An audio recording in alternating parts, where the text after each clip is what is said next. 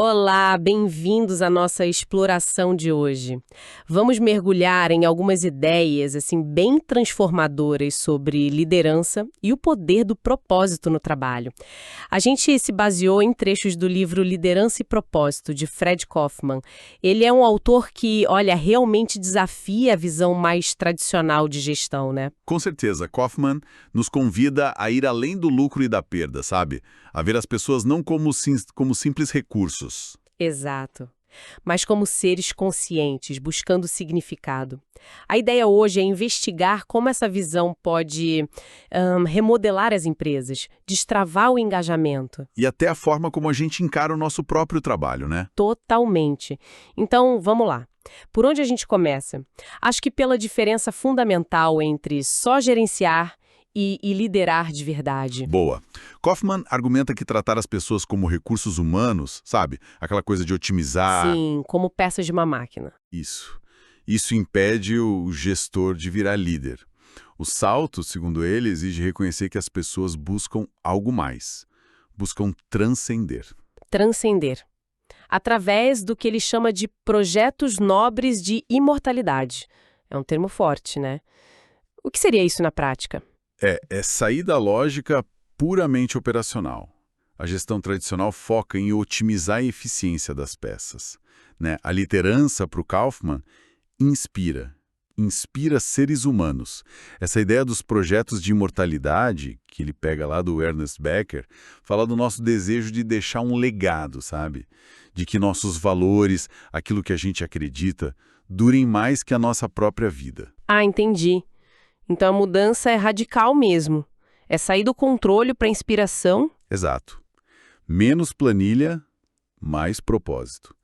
É uma mudança de paradigma fundamental. Faz muito sentido. E ele tem uma analogia ótima para isso, né? A da liderança do Jeff Weiner lá no LinkedIn. Ah, sim. A do surfista. Muito boa essa imagem. E não é aquela coisa do me sigam, mas sim vamos juntos nessa onda. Isso parece que dá mais liberdade, né? Incentiva a ousadia, a criatividade.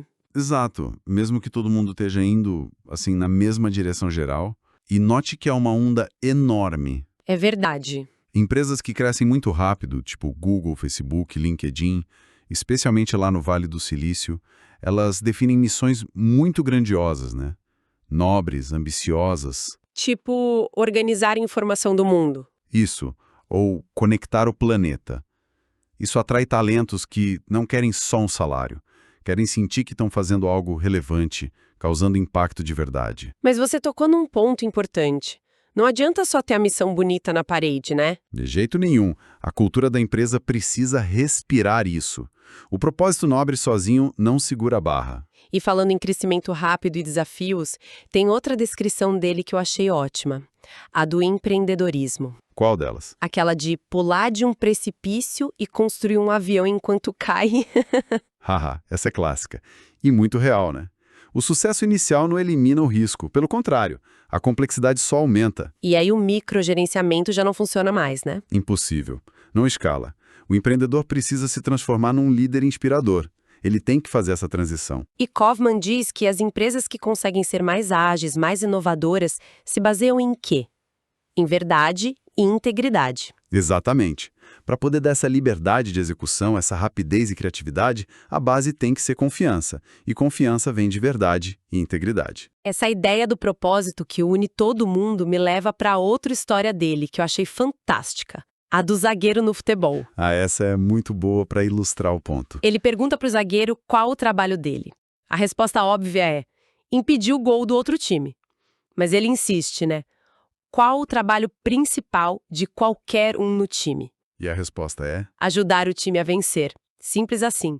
Mas muda tudo. Com certeza. Vale para o zagueiro, para o atacante, até para o menino que leva água, como ele diz. Em menos de um minuto, a perspectiva vira completamente. É um clique mental muito poderoso. Me lembra aquela história famosa do faxineiro da NASA. Que disse para o Kennedy que estava ajudando a colocar um homem na Lua? Essa mesma. Mostra como conectar a tarefa do dia a dia com uma missão maior. O perigo é a pessoa ficar focada só no seu próprio indicador, no seu KPI individual. Como no exemplo que ele dá da Comcast, né? Do representante de retenção. Exato. O cara seguiu o roteiro para bater a meta dele, que era reter o cliente a qualquer custo. E o que aconteceu? Prejudicou a imagem da empresa inteira. Subotimizou o sistema, como Kaufman chama. Perfeito. O trabalho real não é só cumprir a descrição do cargo. É fazer a organização inteira vencer. É cumprir a missão, claro, com ética e gerando resultado. E para todo mundo remar junto, o líder não pode ficar só no comando e controle. Kaufman bate muito nessa tecla. Ele diz que líderes de verdade não querem só obediência cega. Não mesmo. Querem iniciativa, querem a inteligência das pessoas, o entusiasmo genuíno, querem que a pessoa traga o que ela vê, que contribua. Isso não dá para extrair na marra, né? De jeito nenhum. Esse tipo de comprometimento que vem de dentro precisa ser inspirado. Ele usa até a palavra amor, sabe? No sentido de um propósito compartilhado, algo que conecte as pessoas pelo coração. E as técnicas de gestão tradicionais, mais focadas no operacional, não dão conta disso. Falham miseravelmente nisso. É preciso ir além, conectar com algo maior. E o líder tem que ser o exemplo vivo disso, né? Senão vira discurso vazio. E aí o cinismo toma conta. Exatamente. Outro ponto que Kaufman explora e que eu achei bem interessante é a diferença que ele faz entre buscar felicidade e buscar propósito. Ele cita um psicólogo, Roy Baumeister, Ah, sim. Baumeister. que diz que as duas coisas são importantes, mas só o propósito é algo que nos define como humanos. Isso dá o que pensar, né? Dá muito o que pensar. E elas nem sempre andam de mãos dadas, a felicidade e o propósito. Como assim? O Baumeister aponta que ter um propósito muitas vezes envolve conectar passado e futuro, sabe? Enfrentar dificuldades, lidar com estresse, com preocupação. Ah, claro. Nem sempre é um caminho fácil. Não é, mas é isso que constrói resiliência, perseverança, até gratidão. A felicidade, por outro lado, pode ser algo mais superficial, talvez, mais focada no momento presente, em satisfazer necessidades, evitar o desconforto, mais egocêntrica às vezes. Entendi. E o propósito vem mais de contribuir? Geralmente sim, vem de fazer a diferença, de ajudar os outros, de servir a algo maior que nós mesmos. Lembra do Viktor Frankl? O autor de Em Busca de Sentido. Ele mesmo. Ele dizia que é a própria busca da felicidade que entravava a felicidade. No fundo, o que a gente mais quer a longo prazo é sentir que a vida tem um propósito, um sentido. Como as empresas podem, então, cultivar esse senso de propósito? Kaufman tem um modelo para isso, né? As 3 dimensões. Isso, o nós e o eu. É um modelo bem útil para pensar sobre isso. E ele diz que o erro mais comum dos líderes é focar só no isso, que seria o quê? Tarefas, metas. Exatamente. O isso é a dimensão objetiva. As tarefas, os sistemas, a eficiência, as métricas financeiras. É importante, claro, mas é só uma parte. Quais são as outras? As outras duas são o nós e o eu. O nós é sobre a qualidade das relações interpessoais, a colaboração, a confiança, o senso de comunidade, o espírito de equipe, sabe? E o eu? O eu é a dimensão pessoal, é sobre o significado que o trabalho tem para cada indivíduo, o alinhamento com os valores pessoais, as oportunidades de crescimento, de realização.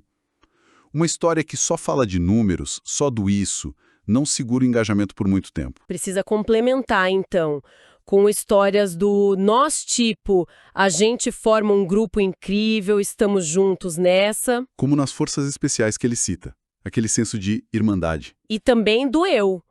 Esse trabalho faz sentido para mim, me permite crescer, está alinhado com o que eu valorizo. Exato.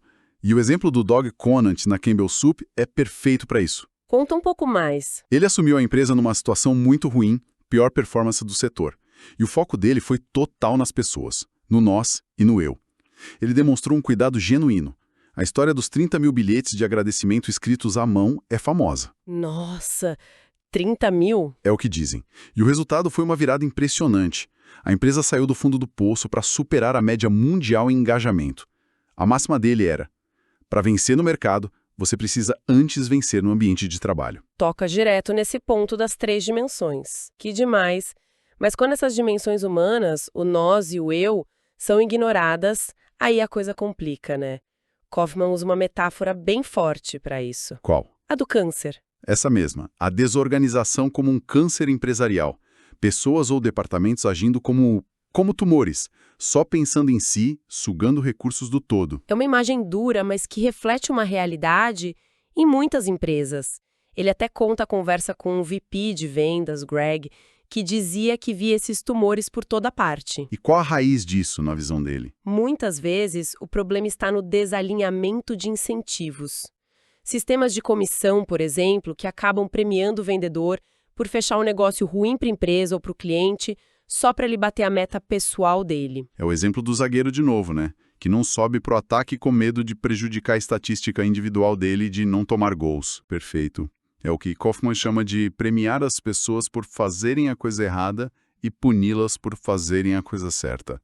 É um ciclo vicioso terrível. E o impacto disso no indivíduo pode ser devastador.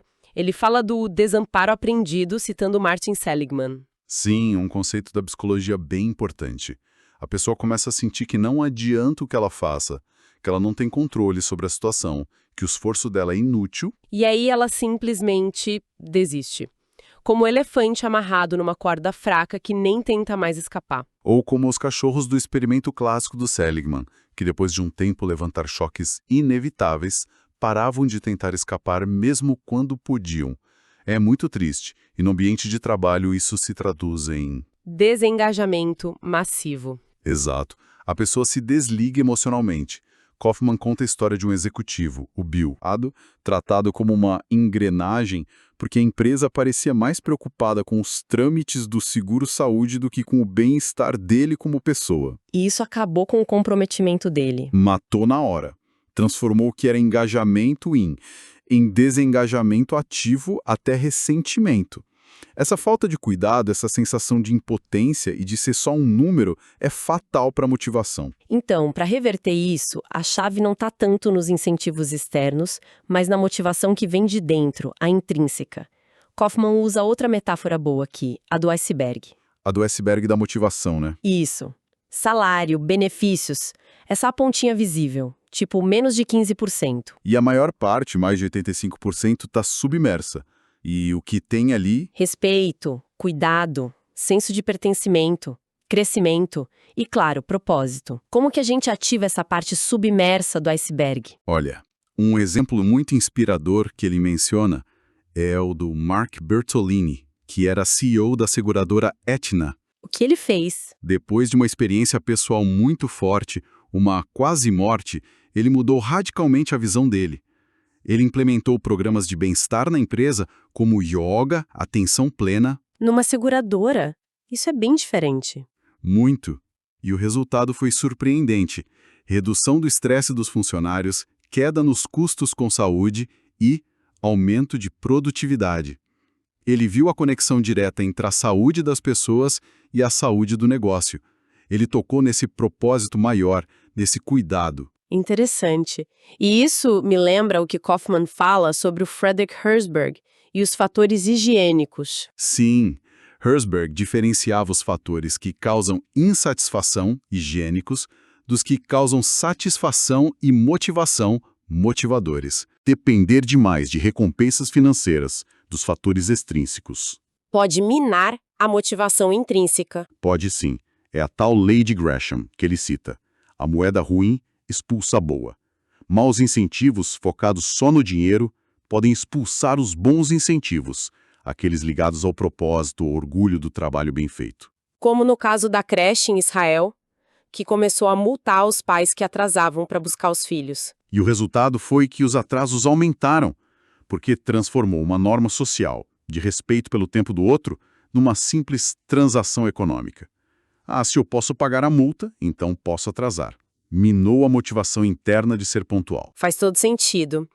E Kaufman dá umas razões bem claras para explicar por que o propósito, esses bens não materiais, superam o dinheiro como motivador, né? Sim, ele elenca 3 principais. Primeiro, bens como sentido, orgulho, pertencimento não são exclusivos.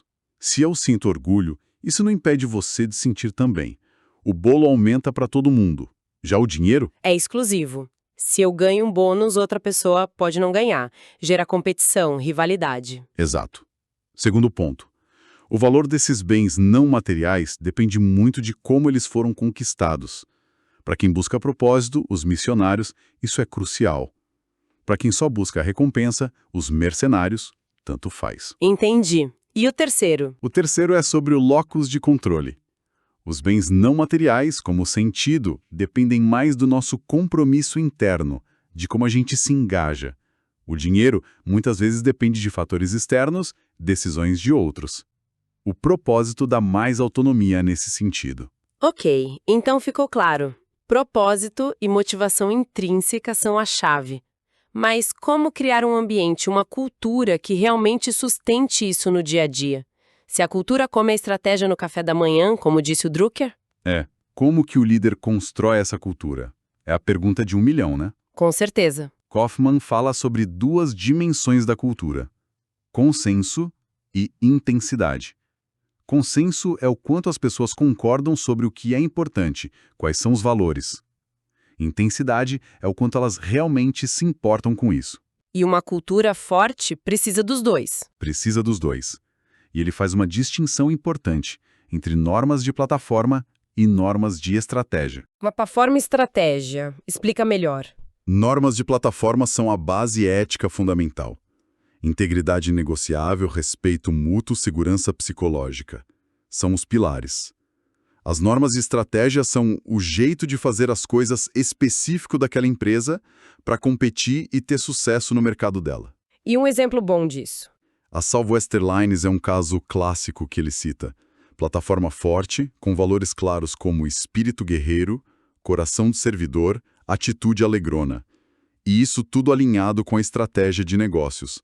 Voos baratos, sem frescura, mas com ótimo atendimento e muita autonomia para os funcionários resolverem problemas na hora. Lembro da história do piloto que esperou um passageiro que estava atrasado para um funeral. Isso mostra essa autonomia na prática, né? Exatamente. A Zappos também é outro exemplo famoso, com aquela cultura super forte focada em valores e um processo seletivo rigorosíssimo para garantir o encaixe cultural. O teste da van, a oferta para a pessoa desistir. Tudo para garantir que quem fica realmente acredita naquilo. Isso. E qual o papel ativo do líder para construir e manter essa cultura? Kaufman descreve 4 ações, né? Isso, 4 verbos importantes. Primeiro, definir os valores. Deixar claro o que é esperado, o que é valorizado, de preferência envolvendo as pessoas nesse processo, como a IBM fez com o Values Jam. Segundo, Demonstrar. O líder tem que ser o espelho. Não adianta falar uma coisa e fazer outra. O exemplo arrasta, né? O que você faz fala tão alto que não consigo ouvir o que você diz. perfeito. Terceiro, Demandar. Não é só definir e dar o exemplo. É preciso cobrar que todos sigam esses padrões. Que haja consequências para quem não segue. Como na Nordstrom, onde os próprios colegas se cobram para manter o padrão de atendimento. e o quarto verbo? É delegar a manutenção desses padrões para toda a equipe. A cultura só se fortalece de verdade quando todo mundo se sente dono dela, responsável por ela. Mas isso exige coragem, né? Porque cobrar desvios, confrontar comportamentos que vão contra a cultura. Exige muita coragem. Pode ser desconfortável. Kaufman mesmo conta um caso em que ele confrontou um executivo, Marx, sobre um atraso e a tensão que isso gerou. Mas ele argumenta que é essencial para manter a integridade, evitar a hipocrisia a todo custo. A analogia do Karate Kid que ele usa é ótima para isso. Qual era mesmo? Ou sua liderança é sim, ou sua liderança não. Se sua liderança é acho que sim, mais cedo ou mais tarde te pegam que nem uva. É verdade. Direto ao ponto. Sem meio termo na hora de viver os valores. Outro desafio enorme nas organizações é como lidar com a informação fragmentada e os conflitos que surgem disso. A parábola dos cegos e o elefante. Clássica. Ilustra perfeitamente o problema. Cada área, cada pessoa, vê só uma parte da realidade, mas acha que está vendo todo. E aí começam os atritos, as disputas, mesmo que o objetivo final seja o mesmo. E como sair dessa armadilha? Kaufman propõe o conceito de responsabilidade. Isso, responsibility. É uma sacada genial. Não se trata de ter controle sobre o resultado final, porque muitas vezes não temos. Mas temos controle sobre a nossa resposta à situação. É escolher responder de forma alinhada com nossos valores e objetivos, em vez de só reagir. Exatamente. É sair da mentalidade de vítima, isso aconteceu comigo, que azar, a culpa é do outro, para a mentalidade de protagonista. Ok, isso aconteceu.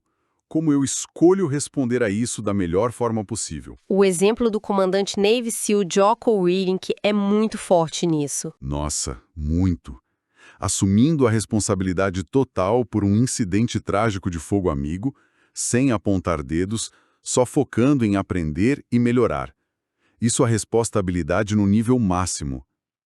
E para resolver conflitos mais específicos, entre áreas ou pessoas com visões parciais diferentes, aquela coisa de um ir falar mal do outro para o chefe. A famosa fofoca corporativa, a triangulação.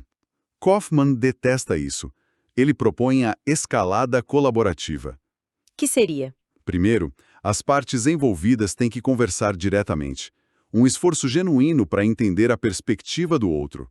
O Seek to Understand do Stephen Covey, antes de apresentar a sua. Seek to be understood.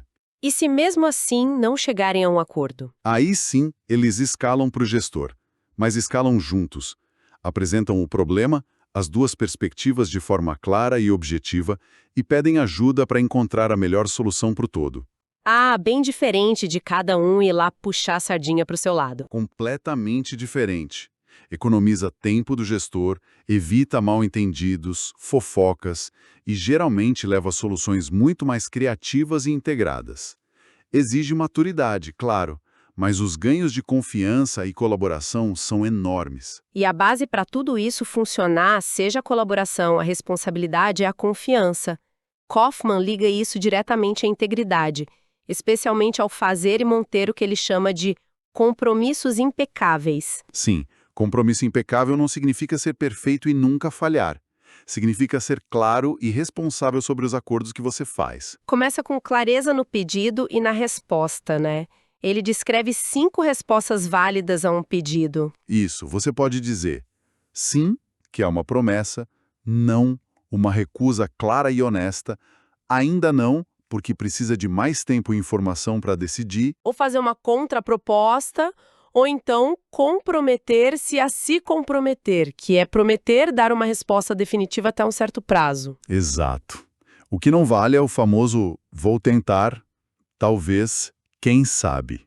Isso gera incerteza e mina a confiança. E quando a gente faz uma promessa, um sim, mas acaba falhando. Acontece, né? Acontece com todo mundo. A integridade não está em nunca falhar, mas em como você lida com a falha. Kaufman tem um processo para isso. Qual é? Primeiro, declarar a quebra o mais rápido possível. Avisar a pessoa que você falhou. Segundo, explorar a causa raiz.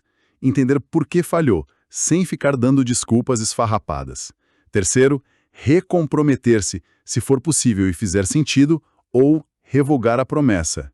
E quarto, e muito importante, reparar os danos causados pela falha e se preparar para evitar que aconteça de novo. A história pessoal que ele conta sobre a promessa quebrada com a filha Sophie, do aniversário dela. É um exemplo muito tocante e poderoso de como aplicar esse processo na prática. Como ele lidou com a falha, assumiu a responsabilidade, buscou reparar o dano emocional. Isso, no final, pode até fortalecer a relação e a confiança, por mais paradoxal que pareça. Indo para um nível ainda mais profundo, Kaufman faz uma distinção entre liderar a partir do ego e liderar a partir da alma, ou do self. O que isso significa? É uma ideia central no trabalho mais recente dele. O ego é aquela parte nossa mais preocupada com a imagem, com validação externa, que teme o fracasso, que é autocentrada. Quer parecer bom, estar certo, ter controle. E a alma, ou self? A alma é a nossa essência mais profunda. Busca conexão, significado, propósito, serviço aos outros. É mais autêntica, vulnerável, compassiva. Liderar pelo ego cria ansiedade, competição, medo. Liderar pela alma inspira confiança, colaboração, engajamento genuíno. E como fazer essa transição? Como acessar mais a liderança que vem da alma? É uma jornada, né? Uma jornada de autoconhecimento, de confrontar os medos, as inseguranças, as defesas do ego. E um caminho poderoso que Kaufman sugere é o que ele chama de morrer antes de morrer. Morrer antes de morrer parece intenso. É intenso. Mas a ideia é confrontar nossa própria mortalidade, a nossa finitude, para ganhar clareza sobre o que realmente importa na vida. O que é essencial, qual legado eu quero deixar. E essa consciência da finitude ajuda a... Ajuda a dissolver as preocupações triviais do ego, sabe? O medo de parecer bobo, a necessidade de estar sempre certo. Isso perde importância diante da perspectiva maior e intensifica o foco no propósito, no serviço, na conexão. Algumas pesquisas, como as do Adam Grant, sugerem que essa reflexão fria sobre a finitude pode mesmo aumentar comportamentos de ajuda e a busca por significado. É quase como a jornada do herói do Joseph Campbell, né? Enfrentar os próprios monstros internos. Exatamente. Encontrar aliados, mentores, uma comunidade e retornar transformado, com mais sabedoria, para servir a um propósito maior. A forma como a Sheryl Sandberg lidou publicamente com a morte do marido, compartilhando a vulnerabilidade dela e como isso aprofundou o propósito dela, talvez seja um exemplo moderno dessa jornada, né, Sam? Sem dúvida, ela usou a dor para se conectar de forma mais profunda e inspirar muita gente. E isso é liderar pela alma. E para fechar, como tudo isso se encaixa no sistema econômico? Kaufman defende o capitalismo, mas faz uma distinção importante. Sim, ele defende o capitalismo de livre mercado, baseado na troca voluntária, nos direitos de propriedade, na liberdade, mas diferencia isso claramente do que ele chama de clientelismo ou cronismo, que é a busca de privilégios junto ao governo, distorcendo o mercado. E ele contesta aquela ideia de que o lucro vem necessariamente da exploração. Contesta fortemente. Ele usa o exemplo de uma cirurgia que ele fez no olho. O médico lucrou, Sim. mas lucrou porque aliviou o sofrimento dele, porque resolveu um problema e não porque causou o sofrimento. Empresas legítimas no mercado livre lucram ao satisfazer necessidades, ao servir bem seus clientes. E aí entra o conceito de capitalismo consciente? Isso, um termo popularizado pelo John Mackey da Whole Foods, mas que Kaufman abraça. Não é só a mão invisível do Adam Smith, onde o alto interesse acaba meio que por acaso beneficiando a sociedade. É algo mais intencional. É buscar o lucro deliberadamente através do serviço, da criação de valor para todas as partes interessadas. Os stakeholders, clientes, funcionários, fornecedores, a comunidade, o planeta. É buscar o ganha-ganha de forma consciente, ética e proposital. Uau! Quanta coisa para pensar. Então, resumindo um pouco essa nossa exploração das ideias do Kaufman. É um chamado para uma liderança mais humana, mais consciente, né? Sim, que inspira pelo exemplo, pelos valores vividos, que constrói culturas de confiança, de responsabilidade mútua. E que entende que o sucesso de verdade, tanto nos negócios quanto na vida, vai além do lucro financeiro. Está em encontrar significado no serviço a algo maior que nós mesmos. Perfeito. E talvez o ponto mais profundo que fica para a gente refletir seja essa conexão que ele faz entre propósito e a consciência da nossa finitude. Verdade. Fica a pergunta, né? Se a gente soubesse que nosso tempo é limitado, e ele é, como isso mudaria nossas escolhas hoje? Como podemos trazer um pouco mais dessa clareza para o dia a dia para garantir que a gente está investindo nossa energia vital naquilo que realmente importa? Naquilo que define nosso legado e contribui para algo maior. Uma pergunta poderosa para a gente levar daqui. Com certeza. Bom, agradecemos muito a companhia de todos nesta análise profunda das ideias de Fred Kaufman sobre liderança e propósito. Foi ótimo conversar sobre isso. Igualmente, um prazer. Até a próxima!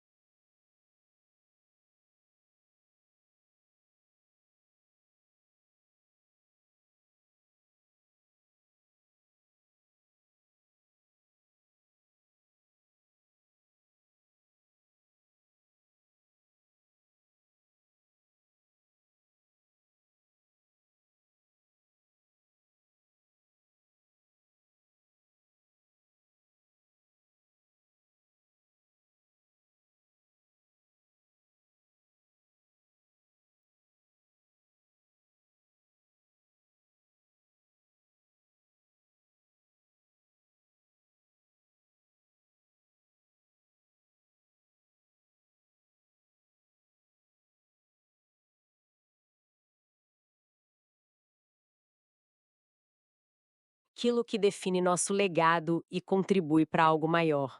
Uma pergunta poderosa para a gente levar daqui. Com certeza. Bom, agradecemos muito a companhia de todos nesta análise profunda das ideias de Fred Kaufman sobre liderança e propósito. Foi ótimo conversar sobre isso. Igualmente, um prazer. Até a próxima!